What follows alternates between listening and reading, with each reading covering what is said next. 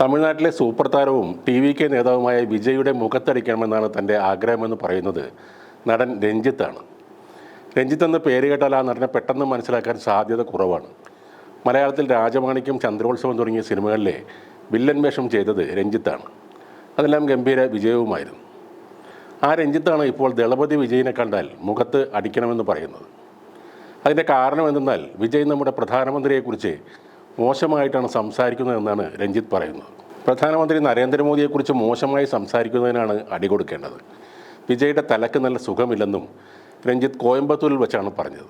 2014 April 16 മോദിയെ കാണാൻ കോയമ്പത്തൂരിലെത്തിയ വിജയ് അന്നൊരു പൂച്ചക്കുട്ടിയെ പോലെയാണ് പതുങ്ങി നിന്നിരുന്നത്.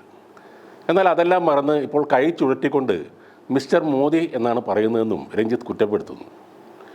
മുസ്ലിം ജനതയെ മോദി വഞ്ചിച്ചു എന്നാണ് വിജയ് പറയുന്നത്. എങ്കിൽ അങ്ങനെ ഒരാളെ കാണാൻ എന്തിനാണ് അന്ന് വന്നത്? ഇതാണോ സംസ്കാരം? പ്രശസ്തിക്ക് വേണ്ടിയും തൊഴിൽ ഇല്ലാത്തത് കൊണ്ടുമല്ല താൻ രാഷ്ട്രീയത്തിലേക്ക് ഇറങ്ങിയതെന്നാണ് വിജയ് പറയുന്നത്. ആരാണ് സിനിമയില്ലാതെ രാഷ്ട്രീയത്തിലേക്ക് ഇറങ്ങിയിട്ടുള്ളത്? MGR ആണോ, അതോ ജയലളിതയോ, അതോ ക്യാപ്റ്റൻ വിജയകാന്തോ?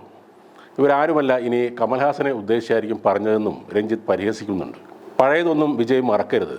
ഞാനൊരു വോട്ടറാണ്, ഇവിടുത്തെ പൗരനാണ്, പ്രധാനമന്ത്രി എനിക്ക് പിതാവാണ്. അദ്ദേഹത്തെക്കുറിച്ച് കഴിഞ്ഞൊടിച്ച് മോശമായി സംസാരിക്കുമ്പോഴെല്ലാം തൻ്റെ ഹൃദയം വേദനിച്ചു എന്നാണ് രഞ്ജിത്ത് പറയുന്നത്. വിനായക ചതുർത്ഥി ആഘോഷത്തിൽ പങ്കെടുത്ത് പ്രസംഗിക്കുമ്പോഴാണ് വിജയിനെതിരെ രഞ്ജിത്ത് ഇത്തരം രൂക്ഷ വിമർശനം ഉയർത്തിയത്. മുഖ്യമന്ത്രി സ്റ്റാലിനെ അങ്കിൾ എന്നും പ്രധാനമന്ത്രിയെ മിസ്റ്റർ എന്നും അഭിസംബോധന ചെയ്യുന്നതും തെറ്റാണെന്ന് രഞ്ജിത്ത് പറയുന്നു. 2014 കോയമ്പത്തൂരിലെ കൊടീഷ്യ മൈതാനത്ത് ഒരു പ്രചാരണ യോഗം നടന്നു. ആ സമയത്ത് നടൻ വിജയ് കൈകൾ കൂപ്പി പൂച്ചക്കുട്ടിയെ പോലെ ഇരിക്കുകയായിരുന്നു. എന്നാൽ ഇപ്പോൾ അദ്ദേഹം കേന്ദ്ര സർക്കാരിനോട് ചോദിക്കുന്നു, മോദി തൻ്റെ മുസ്ലിം സഹോദരങ്ങളെയും ഇസ്ലാം മതത്തെയും ഒറ്റിക്കൊടുക്കാൻ വന്നതാണോ എന്ന്. എന്നാൽ അന്ന് കൊടീഷ്യ മൈതാനത്ത് നിങ്ങൾ എന്ത് ആവശ്യമാണ് മുന്നോട്ട് വെച്ചത്? കച്ചത്തീവ് പുനഃസ്ഥാപിക്കാൻ നിങ്ങൾ ആഗ്രഹിച്ചിരുന്നുവോ? മത്സ്യത്തൊഴിലാളികളുടെ ക്ഷേമത്തെക്കുറിച്ച് നിങ്ങൾ ചോദിച്ചിരുന്നോ? വിദ്യാഭ്യാസത്തിൽ തുല്യത ആവശ്യപ്പെട്ടിരുന്നു? അല്ലെങ്കിൽ വ്യാജമദ്യ നിർമ്മാണം നിർത്തണമെന്ന് നിങ്ങൾ ആവശ്യപ്പെട്ടിരുന്നു? സഹോദരൻ വിജയ് പല കാര്യങ്ങളും മറന്നുപോയതായി തോന്നുന്നു. അദ്ദേഹത്തിൻ്റെ തലച്ചോറിന് എന്തോ കുഴപ്പമുണ്ടെന്ന് ഞാൻ കരുതുന്നുവെന്നും രഞ്ജിത്ത് കളിയാക്കി. രഞ്ജിത്ത് പറയുന്നത് തൻ്റെ മുന്നിൽ വന്നു പെട്ടാൽ വിജയുടെ മുഖത്ത് അടിക്കുമെന്നാണ്.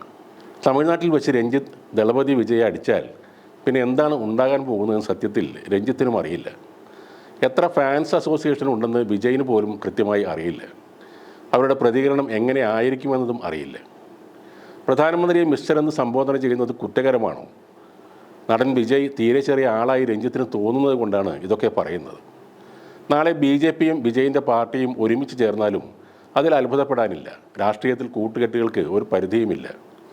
താങ്കൾ അപ്പോഴും ചെറിയ വില്ലൻ വേഷങ്ങളുമായി സൗത്ത് ഇന്ത്യ മൊത്തം അലഞ്ഞു നടക്കുന്നുണ്ടാകും.